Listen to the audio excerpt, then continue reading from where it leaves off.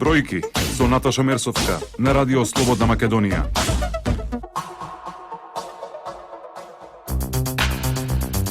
Добар ден, јас сум Наташа Мерсовска, а вие ја слушате економската емисија Бројки на Радио Слободна Македонија. Што одбележи 2016 година? Кој беше двигател на растот? Каде можеше да се направи повеќе? И кои се очекувања за 2017 година? Ќе разговараме со мојата колешка Наташа Хаџиспирковска-Стефанова, уредник и водител на ТВ Сител. Наташа, ти благодарам што издвои време за гостување во Радио Слободна Македонија. Задоволството е моје. Те благодарам. Моето прво прашање е каков беше стартот на 2016 година? 2016 не почна толку лошо, ако се земе предвид дека кризата не е од сега, туку е веќе 2,5 години ја тресе Македонија. Значи, ние минатата година ја завршивме со раст на економијата од 3,7%, со тоа што последниот квартал забележа дури и висок раст за таква во услови на криза од 3,9%, значи близу 4% раст забележа БДП во последниот квартал од минатата година. И тоа веројатно беше причина за оптимизам. Друга причина за оптимизам беше тоа што очекувањата беа дека изборите ќе бидат во април, ако не се сеќавам, мислам дека точно се сеќавам 24 април беше датумот за кој беа најавени тогаш изборите, и постоеше оптимизам дека економијата ќе може да оди напред. Сепак, тој оптимизам како поминуваа месеците, како станува известно дека 24 април не е датумот кога ќе се одржат изборите, така се топеше и оптимизмот и тој прв квартал од 2016 година го завршивме со раст на економијата од символични 2%. Значи, почна добро, со некаков оптимизам, меѓутоа следните месеци веќе покажаа дека оптимизмот бил нереален и не може да се истурка годината така како што е замислена. Имаше неколку најави за избори, споменавте прво април, потоа во мај, па 6 јуни. Меѓутоа, бизнисот очекуваше некоја разрешница на тоа. Како ваквата неизвестност влијаеше врз одлуките на бизнисмените? Па реков јас, значи имаше поволен старт, оптимистички старт, меѓутоа како се менуваа датумите за одржување на изборите, така се топеше и оптимизмот. Полека бизнисмените, значи веќе во првата половина на годината почнаа да ги запираат инвестициите. Тоа значи дека им беше страф да вложуваат во нови проекти. Странските инвеститори исто така чека разрешница на кризата за да ги објават своите одлуки за инвестирање во Македонија. Нашите министри и надлежни за привлекување нови инвеститори мораат да вложуваат двојно повеќе напори за да убедат некоја компанија да дојде во земјава, и сето тоа се рефлектираше на економијата од една страна. Од друга страна, домашните компании кои што беа во грч цело време, не можеа да добијат кредит, значи банките го затегнаа кредитирањето во тој период и мораат да ги трошат практично своите заштеди. Во втората половина на годината, кога стана јасно дека сепак на 11 декември ќе има избори и ќе добиеме каква таква разрешница на политичката криза, состојбата се стабилизираше и веќе во октомври, чинам според извештаите на Народна банка, имаме најголем раст на депозитите во оваа 2016 година. Се појавија шпекулации за девалвација на денарот, имаше масовно купување на граѓаните, повлекување на готовината и купување на девизи. Тогаш Народната банка мораше да интервенира во тој период. Колку пари се одвлекува? Имате информација?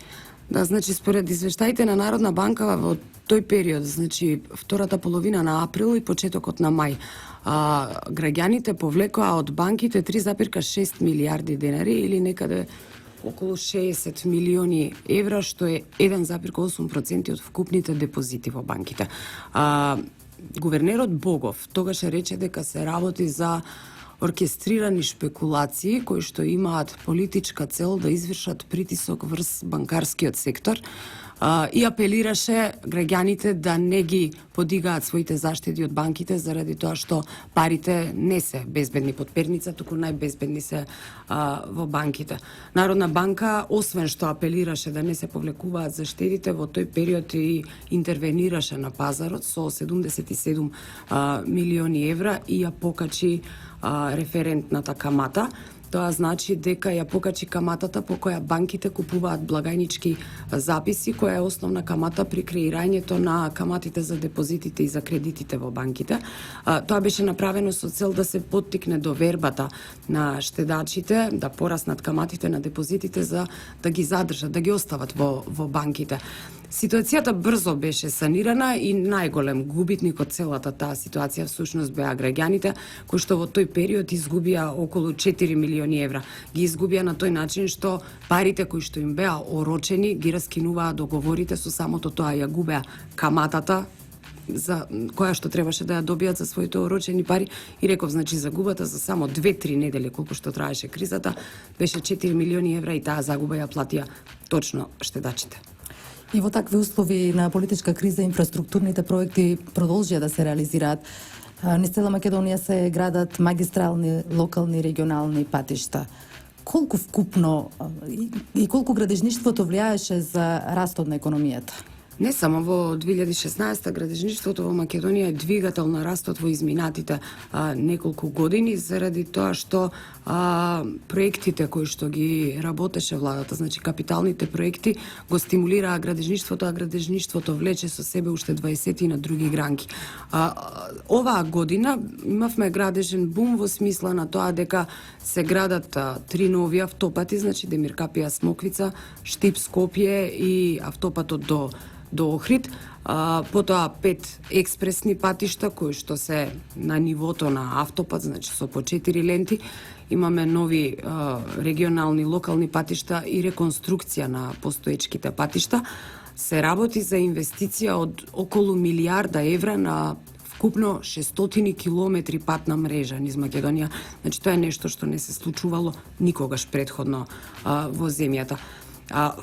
Константно за време на годината на градилиштата низ Македонија работе околу 2 до 2,5 илјади луѓе, а во пикот на градежната сезона, значи во лето таа бројка надминуваше и 3,000 работници.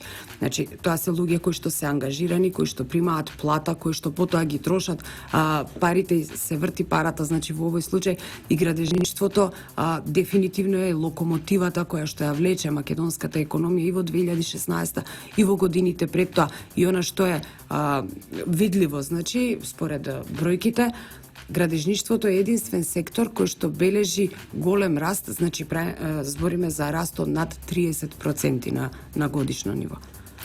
Тоа ќе остане во 2017 година, пошто продолжува реализацијата на сите започнати инфраструктурни проекти. Наташа, овде предлагам да направиме мала музичка пауза, да ги слушнеме рекламите, па ќе продолжиме со разговорот. Економската емисија Бројки ја слушате на Радио Слободна Македонија секој четврток во 11 часот. Со мене, Наташа Мерсовска. Гостин во емисијата Бројки е Наташа Хаџиспирковска-Стефанова, уредник во телевизија Сител. Ја анализираме 2016 година и очекувања за 2017. Наташа, и покрај кризата, голем број странски компании одлучија да инвестираат кај нас. Дел од постоечките странски компании ги прошируваат своите производствени капацитети. Што е она што го интересира бизнисот? Бизнисмените бараат прво ниски трошоци. Значи, да не плаќаат високи даноци. Македонија е рај за таквите бизнисмени, всушност заради рамниот данок кој што беше воведен пред 10 години. Има најниска даночна стапка, една од најниските ефективни даночни стапки во Европа и тоа значи дека затоа е привлечна за инвеститорите. Инвеститорите бараат соодветна квалификувана млада работна сила која што ќе може да одговори на потребите, а она најклучното што го бараат инвеститорите и што за жал Македонија во последниве 2 години не може да го испорача, тоа е политичка стабилност, тоа е предвидливост на политиките заради кои што всушност инвеститорите доаѓаат тука. Во услови на тешка политичка криза која трае 2,5 години, како што реков, сепак Македонија и добро поминува кога станува збор за новите инвестиции. Конкретно во 2016 година за 9 месеци има околу 200 милиони евра странски директни инвестиции, што и не е лошо ако се земат предвид сите околности. Имавме, не знам точно, меѓу 20 и 30 нови компании кои што најавија влез во Македонија, од нив 10 беа само во последниот квартал од 2016 година. Она што е многу важно е дека освен што доаѓаат нови компании, прв пат доаѓаат во Македонија, годинава имавме неколку големи инвеститори кои што решија да го зголемат производството во Македонија. Зборуваме за Johnson Controls, кој што вработува над 1500 луѓе во Штип, исто толку ќе вработува и во Струмица. Ван Хул го зголеми производството, Технохозе го зголеми производството. Потоа, друга една работа која што помогна во услови на криза, јас претходно реков дека надлежните за привлекување инвестиции двојно повеќе напор вложуваа во 2016 за да убедат некој инвеститор да дојде во Македонија заради политичката криза, но добра работа завршија постоечките инвеститори кои што практично си ги носеа своите добавувачи, своите партнери тука во Македонија. Последен пример е турската компанија Чатагај Кабло, која што ќе отвори фабрика во Бунарџик. Доаѓа како добавувач на Ван Хул. Буквално, значи, господинот Филип Ван Хул, собственикот на фабриката за автобуси, белгиската фабрика која работи во Бунарџик, дошол кај Виктор Мизо и му рекол: оваа компанија мене ми е потребна, обидете се да ја донесете во Македонија. Наредната година ќе почне со производство во Македонија, ќе вработи околу 200 лица тука и не е само Ван Хул со турската компанија, туку уште неколку други компании си ги донесоа своите добавувачи тука и придонесоа бројката на инвеститори да се зголемува и да стигнеме до тие за 9 месеци 200 милиони евра. Друга позитивна работа од инвестициите е тоа што се смени извозната структура целосно. Значи, освен што извозот расте со двоцифрени стапки споредено со претходните години, ние имаме намален јас во трговската размена. Значи, сега тој изнесува покриеноста изнесува 71%. Пред 10 години таа не стигаше дури ни до 60%. Што значи тоа? Тоа значи дека од извозник на суровини Македонија стана извозник на готови производи. Тоа значи производи кои се продаваат поскапо, производи со зголемена додадена вредност и сето тоа влијае не само на бројките да се зголемат, туку и на имиџот на Република Македонија, затоа што се повеќе производи се продаваат со знакот Made in Macedоnia. Се градат фабрики буквално низ цела Македонија, не се сите лоцирани во Скопје. Колку ваквата дисперзираност влијае врз економиите во општините каде што се лоцирани овие странски компании? Тоа е всушност најдобрата работа од инвестициите, затоа што се води многу сметка за тој регионален развој. Нема град во Македонија каде што не се отвори нова фабрика во овие 10 години и другата добра работа од ова е што невработеноста многу побрзо се топи всушност во малите општини. Јас имам неколку податоци, например, Кавадарци за 10 години бројот на невработени е намален од 16.600 на 9.600 или Неготино од 5.000 на околу 2.000. Тоа е ефектот што го дава Дрексел Мајер всушност. Дрексел Мајер е најголемиот работодавач во Македонија со над 5.000 работници и одма во овие две општини се чувствува разликата како било пред отворањето на Дрексел Мајер како е сега. Амфенол во Кочани исто така една компанија која што вработува голем број на работници и тоа се гледа по бројките. Кочани од 11.100 невработени во 2006 година, сега брои 5.300 невработени. Така е и во другите градови. Еве, јас најмногу сакам за најдраго ми е за Прилеп, каде што бројот на невработени за овие 10 години се намалил за 10.000. И ќе се топи и натаму. Зошто? Затоа што Гентерм е во почетна фаза на производство, а веќе најавува дека до 2017 година ќе го зголеми производството и ќе почне да работи со полн капацитет. Ќе бидат отворени 2000 работни места. Италијанската компанија за производство на апарати за домаќинството исто така најавува 1000 вработувања во Прилеп. Имам уште една американска компанија, не се открива името се уште, која што има донесена одлука да инвестира токму во Прилеп, која ќе вработи 600 луѓе. Значи, Битола исто така е преполовена невработеноста благодарение на Кронберг и Шуберт. Во Охрид имаме неколку големи компании, ОДВ, Електрик, Костал, кои што ја преполовуваат невработеноста не само во Охрид, туку и во Струга, во околните општини.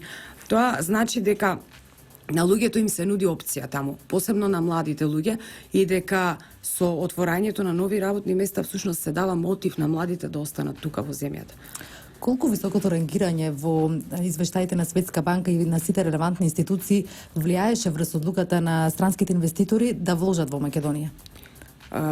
Македонија е високо рангирана во речиси сите извештаи кои што се објавуваат, а еден од најреномираните извештаи кои што ги читаат бизнисмените во светот е всушност Doing Business.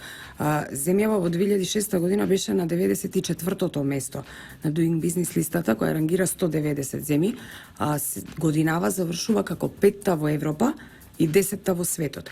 Тоа значи дека има подобрување во сите индикатори кои што ги брои извештајот. Тука зборуваме за време трајање на отворање на фирма, за пристап до електрична енергија, за времето кое што е потребно за да се завршат процедурите за добивање градежна дозвола во катастар, за трошоците во однос на даноци. Рековме, Македонија има најниска даночна, ефективна даночна стапка од околу 7,4%, ми се чини беше.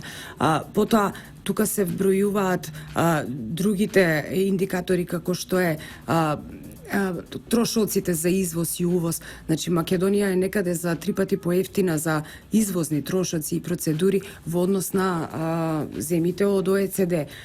Сите тие индикатори им се потребни на бизнисмените, заради тоа што нив им е битно и времето и парите, и самото високо рангирање на Македонија меѓу првите 5 во Европа всушност значи дека земјата е ориентирана кон инвеститорите и дека тие се тука добре дојдени. Странските, но и домашните компании отворија многу нови работни места. Статистиката за прв пат објави историски најниска стапка од 23,4%. Кои политики влијаја за намалување на невработеноста? Македонија немала многу одамна толку ниска стапка на невработеност од 23,4%. Ако ги споредуваме последните 10 години, значи невработеноста се стопила од 38 на 23,4. Отворени се 168.000 работни места за 10 години. Само во последниот квартал од оваа година, во третиот квартал практично од оваа година, има 8.000 нови работни места отворено во земјава и на што се должи тоа?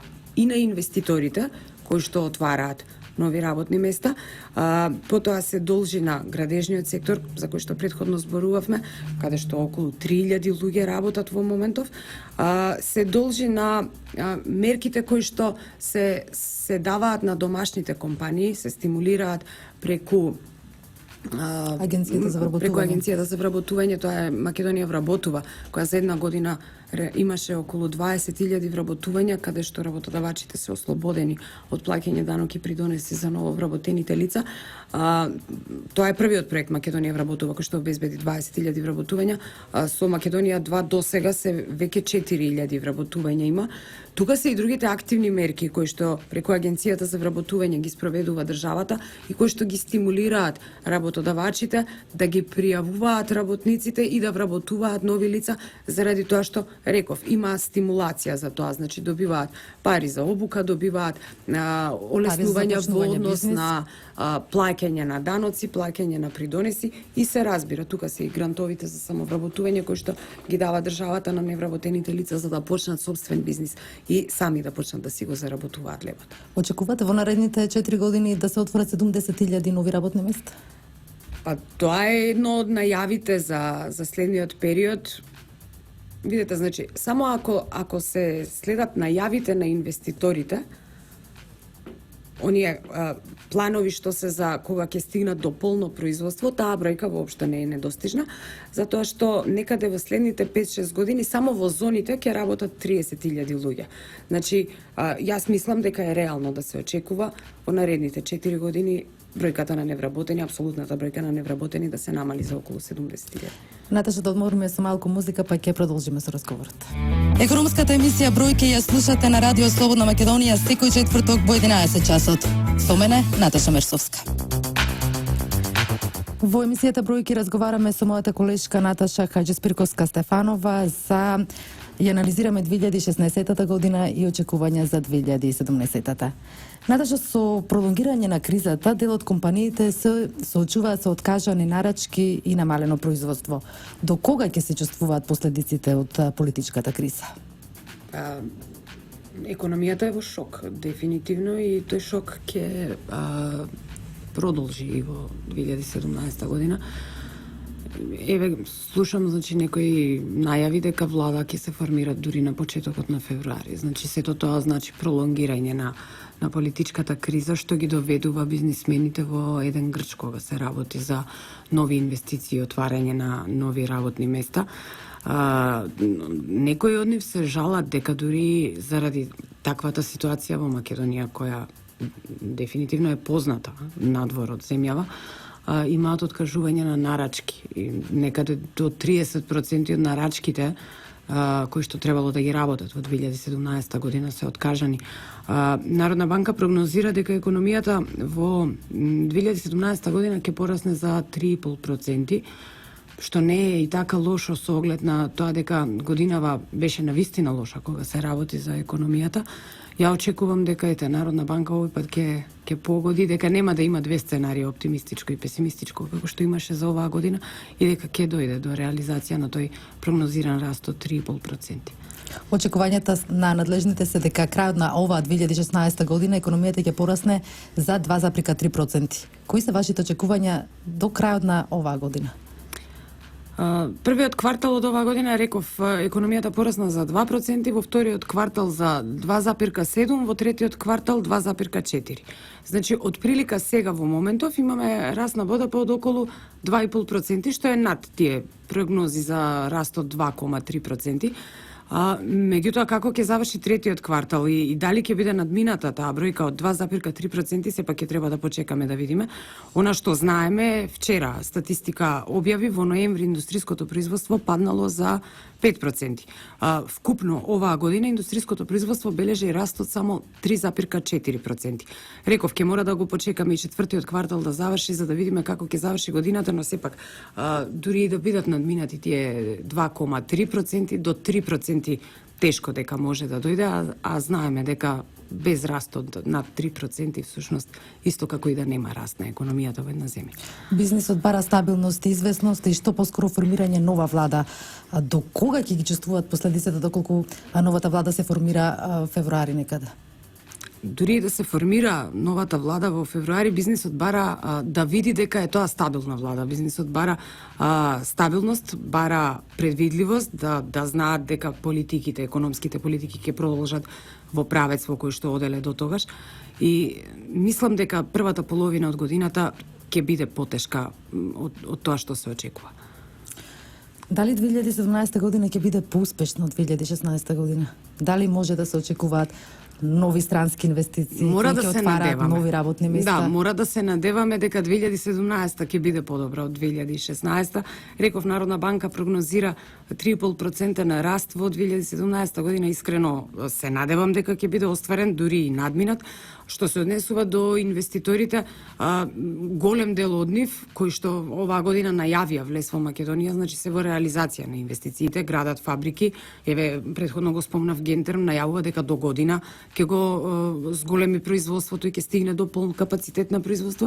Значи, очекувам дека овие инвестиции што се веќе во фаза на реализација ќе стојат до договорот и ќе си ги реализираат инвестициите, што сепак ќе биде добар сигнал за економијата и за зголемување на бројот на работници и така натаму. Значи, ја очекувам дека можеби првиот квартал, ајде да речеме првата половина од годината ќе биде тешка, но дека до крајот на 2017 година сепак ќе биде подобро и дека ќе бидат остварени проекциите за наредната година. Наташа, јас ти благодарам за твоето гостување во Радио Слободна Македонија. Овде завршува емисијата Бројки во продукција на Радио Слободна Македонија. Со мен уредник и водител Наташа Мерсовска, денеска е и Далибор Зафировски, техничка реализација. Ви посакувам многу успех, среќа и љубов. Имајте убави празници со вашите најблиски. Бројки со Наташа Мерсовска на Радио Слободна Македонија.